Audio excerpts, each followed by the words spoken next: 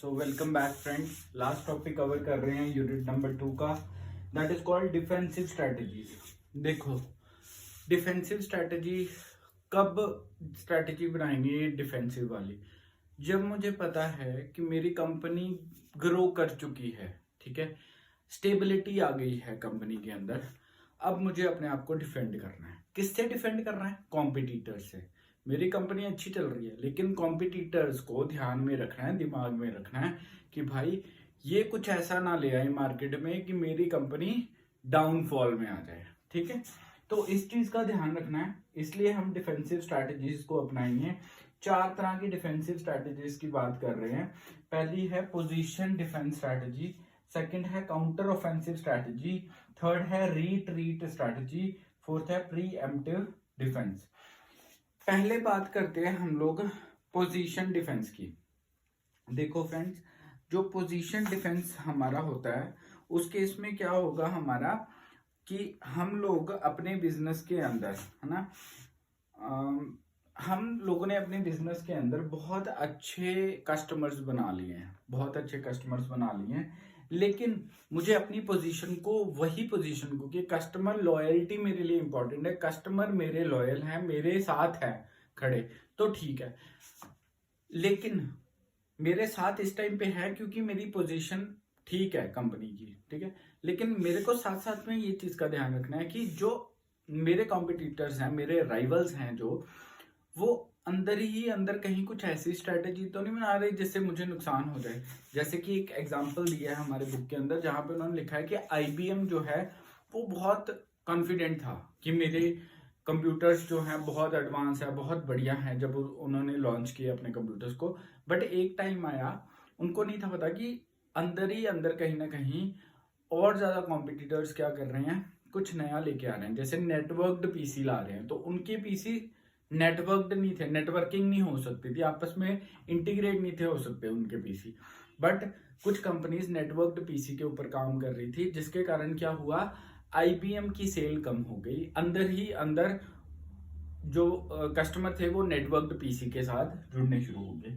So that is called your position defensive strategies, ठीक है। तो इस चीज का मुझे ध्यान रखना है कि अपनी पोजीशन को मेंटेन रखना है। सेकंड है काउंटर ऑफेंसिव।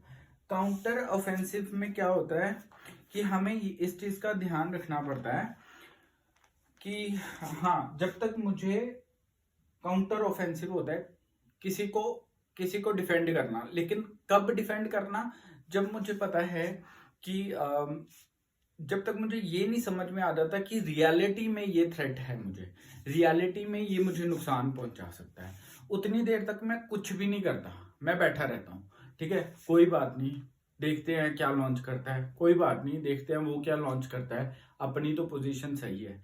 ये स्ट्रैटेजी गलत है। इससे होगा क्या, जब वो कुछ नया मार्केट में लेके आ जाएगा तो मेरा तो डेफिनेटली, अगर उसके पास कुछ नई ऐसी यूनिक चीज है तो मेरा तो बिजनेस डाउन जाएगा ही जाएगा।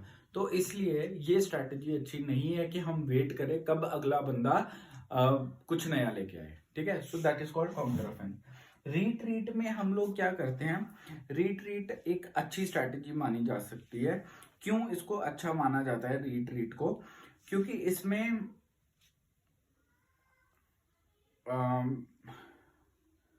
हाँ, इसमें क्या होता है, रिट्रीट में मुझे पता होता है कि अगली जो कंपनी है, जो जो मेरी कॉम्पिटिटर कंपनी है, वो इतनी सक्षम है, इतनी इतनी बढ़िया है, उसके पास रिसोर्सेज हैं कि वो मुझे ओवरटेक कर सकती है, वो मेरे से आगे निकल सकती है, मुझे पता है, ठीक है। उस केस में मैं क्या करूंगा, हाथ खड़े, ठीक है। तो मैं अपनी कंपनी को उस टाइम पे कह दूंगा, ठीक है भाई, मैं मूव कर रहा हूँ किसी और चीज के ऊपर, ठीक है। जैसे आप ये सोच सकते हो कि कोई कंपनी मारुति है, मारुति कंपनी ने मारुति निकाली थी, तो सबसे सस्ती वही थी, मारुति ऑल्टो ही थी या मारुति थी, तो नैनो आ गई टाटा की, ठीक है। उस टाइम पे नैनो की डिमांड इतनी ज्यादा इनिशियली बढ़ गई कि मारुति की सेल जो है वो डिक्रीज होनी शुरू होगी। इस कारण जो मारुति कंपनी थे उसने मारुति की मैन्युफैक्चरिंग को बंद कर दिया और वो कुछ और इंट्रोड्यूस करने की कोशिश में लग पड़े, ठीक है। So that is called your retreat style. Next is pre emptive defence. Pre emptive मतलब पहले से ही कुछ डिफेंस कर लो अपने प्रोडक्ट को। जैसे मैं कहता हूँ कि माइक्रोसॉफ्ट बहुत अच्छी कंपनी है, उसने क्या किया, वो स्टार्टिंग में ही एनालाइज कर लेती है, स्टार्टिंग में ही उसको पता लग जाता है कि ये कंपनी क्या लॉन्च करने वाली है। उससे जैसे ही पता लगता है कि ये कंपनी कुछ नया लेके आने वाली है मार्केट में, माइक्रोसॉफ्ट उससे भी पहले कुछ ना कुछ एडवांस वर्जन लॉन्च कर देता है ताकि उसका कॉम्पिटिटर उसके सामने खड़ा ही ना हो सके। So this is called your pre emptive defence करना। पहले ही खड़े हो जाओ हथियार लेके कि मुझे पता है कि यहाँ पे मुझे डिफेंस करना है। So that is called pre emptive. तो ये हमने डिफेंसिव स्ट्रेटेजीज के बारे में पढ़ा। अब फाइनल लास्ट टॉपिक को कवर करते हैं, that is porters generic strategies. Porter generic strategies जो हैं बेसिकली 4 टाइप की हैं। फर्स्ट है कॉस्ट लीडरशिप, सेकंड है फोकस्ड कॉस्ट लीडरशिप, थर्ड है डिफरेंशिएशन, फोर्थ है फोकस डिफरेंशिएशन। तो पहले बात करते हैं कॉस्ट लीडरशिप की। कॉस्ट लीडरशिप के अंदर क्या होता है, कॉस्ट लीडरशिप के अंदर मेरे पास देखो कॉस्ट की बात हो रही है। कॉस्ट में लीडर बनना मतलब ऐसी कॉस्ट देनी कस्टमर को कि कस्टमर कहीं और जाए ना, ठीक है। तो मतलब लोअर कॉस्ट देनी, लोअर इनपुट कॉस्ट लगानी और लोअर कॉस्ट ही अपने उसको प्रोडक्शन कॉस्ट भी लो होनी, इनपुट कॉस्ट भी लो होनी और जो डिलीवरी की कॉस्ट है वो भी लो होनी। तो ओवरऑल कॉस्ट का लीडर बनना ये जरूरी है according to Porter generic strategy. तो ऐसी स्ट्रेटेजी बनाओ जिसमें आप कॉस्ट लीडरशिप करो। Second focused cost leadership. Focused cost leadership में क्या होता है, एक particular part of total market पे फोकस किया जाता है, मतलब एक पर्टिकुलर चीज के ऊपर फोकस किया जाता है। जैसे मैं बात करता हूँ कि हॉर्टिकल्चर एंटरप्राइज एक कंपनी है जिसने सिर्फ फ्रूट्स के ऊपर फोकस किया कि मुझे फ्रूट्स, फ्रेश फ्रूट्स जो है वही अपने जो है फ्रेश फ्रूट्स की ही सेल करनी है, ठीक है।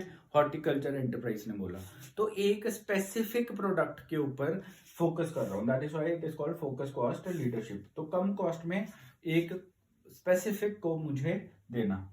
डिफरेंशिएशन का मतलब है कुछ अलग देना। डिफरेंशिएशन सिंपल जो है कुछ अलग देना, लेकिन इस केस में भी अलग तो हम देंगे, लेकिन हमें जो है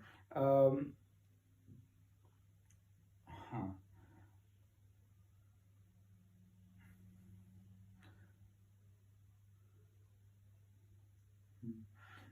just give me a moment. हाँ, इसमें भी हमें क्या करना है, डिफरेंशिएशन में हमें जो है परफॉर्मेंस अपने प्रोडक्ट की अच्छी रखनी है कि अच्छे प्रोडक्ट की परफॉर्मेंस मेरी अच्छी होनी चाहिए, ठीक है। जैसे कि फॉर एग्जांपल मैं बात करता हूँ इसमें अगर मैं परफॉर्मेंस अच्छी दूंगा ना तो मेरे कॉम्पिटिटर्स कम होंगे। जैसे मैं बात करता हूँ अभी एप्पल आईफोन की बात कर लेते हैं फिर से, तो एप्पल की परफॉर्मेंस बहुत ज़्यादा अच्छी है तो इसलिए इसका कोई कॉम्पिटिटर ही खड़ा नहीं हो पा रहा, ठीक है। Then focus differentiation. Focus means again एक चीज़ के ऊपर फोकस करना, राइट। एक चीज़ पे फोकस करने का मतलब क्या है, किसी चीज में परफॉर्मेंस, सुपीरियर परफॉर्मेंस लेके आना, लेकिन स्पेशलिस्ट कंपनीज वो परफॉर्मेंस लेके आएंगी। जैसे हम बात करते हैं कि इंटेल जो है, इंटेल कंप्यूटर बनाती है, माइक्रोचिप्स बनाती है, तो उसमें उसकी फोकस क्या है, सिर्फ चिप्स के ऊपर सुपीरियर परफॉर्मेंस देना। तो बढ़िया से बढ़िया चिप बनाना जो परफॉर्मेंस वाइज सबसे बेटर हो, तो उसी के ऊपर उसका फोकस है कि डिफरेंट क्या है मेरी कंपनी के पास, उसको बढ़िया वे से प्रेजेंट करना। So that's all about the porters generic strategies. इसके बीच में आई डोंट थिंक और कुछ रह गया है हमारा पढ़ने वाला। इसमें आप ये लिख सकते हो फर्दर कि लो कॉस्ट स्ट्रेटजी से फायदे क्या हैं। लो कॉस्ट करोगे तो ऑब्वियसली ज्यादा कस्टमर अट्रैक्ट होंगे, है ना। तो एक प्राइस कंपटीशन आ जाता है दोनों के अंदर, ठीक है। और then success in differentiation strategy. अगर हम कुछ सुपीरियर प्रोडक्ट क्वालिटी देते हैं, जो कि हमने डिफरेंशिएशन में पढ़ा कि सुपीरियर प्रोडक्ट क्वालिटी देनी है, तो उससे क्या होगा, जो मेरे कस्टमर्स हैं वो बढ़ जाएंगे बहुत ज़्यादा। सुपीरियर क्वालिटी प्रोड्यूस करूँगा, ड्यूरेबिलिटी बढ़ेगी जिससे मेरे कस्टमर ज़्यादा से ज़्यादा मेरे साथ जुड़ पाएंगे। तो आई थिंक ये काफ़ी है इसके अंदर। So that's it. हाँ, एक बेस्ट कॉस्ट, मतलब बढ़िया से बढ़िया आप क्वालिटी में बढ़िया से बढ़िया कॉस्ट दो, तो उससे भी हमारी कंपनी की सक्सेस और ग्रोथ अच्छी होगी। सो ये सब कुछ हमने इस चैप्टर में पढ़ा इंटरनल एनवायरनमेंट एनालिसिस के अंदर। So with this we have completed unit number 2। अब मेरी बात को ध्यान से सुनो। हमारे पास टाइम है सिर्फ आज का और कल का, ठीक है। अगर हम एक गोल लेके चले, मेरा फोकस ये है कि 3rd यूनिट भी आज ही खत्म करना है। आई डोंट नो मैं कर पाऊंगा या नहीं, बट डेफिनेटली मैं वर्क से अभी थोड़ा सा फ्री हूँ, तो आई होप कि मैं 3rd यूनिट आज कंप्लीट करवा दूँ। बट आप ध्यान रखना कि आप इस वे से इसको स्टडी करो, रिपीटेड मोड में यूनिट 1 यूनिट 2 को पढ़ो, रिपीट करो, बार बार रिपीट करो, ताकि पॉइंट्स ही याद हो जाए कि हमने लिखना क्या क्या है। हमारे पास इतने सारे पॉइंट्स हैं, उनमें से मैक्सिमम को हमने वहां पे लिख के आना है, ठीक है। जिसका पॉइंट्स को याद रखना कि पॉइंट्स कौन से है, इस टॉपिक के अंदर क्या पॉइंट है, इस टॉपिक के अंदर क्या पॉइंट है। रिपीट करो, वीडियोस सुनो, डेफिनेटली पास हो जाओगे, ये मेरी गारंटी है, ठीक है। तो ये है सारा मेरा internal environment analysis. Thank you so much. 3rd unit में मिलते हैं। कोशिश होगी एक ही वीडियो में कवर अप करने की, बट आई डोंट नो, हो नहीं पाता है। ट्राई करूंगा 3rd यूनिट एक में कंप्लीट हो, नहीं तो फिर उसकी भी 2-3 वीडियोस बन जाएंगी।